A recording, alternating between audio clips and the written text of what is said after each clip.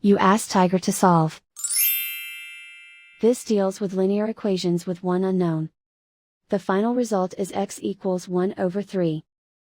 Let's solve it step by step. Group all x terms on the left side of the equation. Subtract 9x from both sides.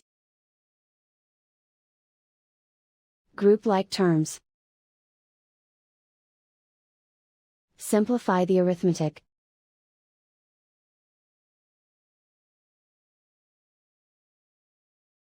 Group all constants on the right side of the equation. Subtract 6 from both sides. Simplify the arithmetic.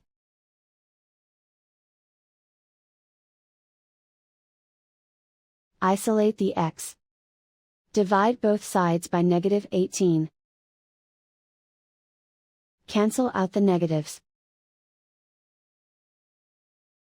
Simplify the fraction. Cancel out the negatives. Find the greatest common factor of the numerator and denominator. Factor out and cancel the greatest common factor. And so the final result is x equals 1 over 3.